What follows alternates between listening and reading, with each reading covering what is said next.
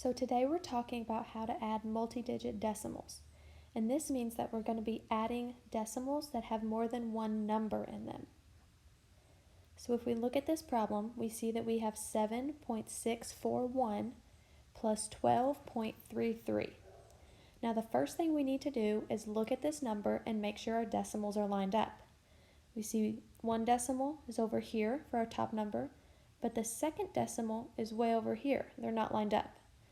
So we can't add those that way. We have to make sure they're lined up. So let's rewrite the problem with the decimals lined up. So we have 7, put my decimal here, 6, 4, 1, and I'm putting one number in each box just so I can keep myself organized and so I don't have numbers all over the place. Then my next number I see is 12.33. Now, just to be sure, I'm going to go on and put that decimal even with the next one, so that my two decimals will be lined up. So I see that the two numbers that come after the decimal are a 3 and a 3, and the numbers that come before the decimal are a 12. Now looking, we can see that the decimals are lined up, so we are ready to add them. Now you might have noticed that there is no number here, and that's okay. When there's no number, we're going to fill it in with a 0 because 0 means the same thing as nothing. So now we're going to add 0 plus 1 equals 1.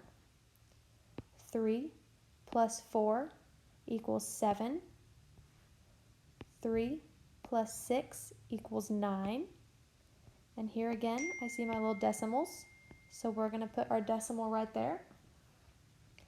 And then moving on to the numbers in front of the decimal. 7 and 2 equals 9. And again, there's no number here. So if it's easier for you, we can go on and put in a 0. So we can add that. 0 plus 1 equals 1.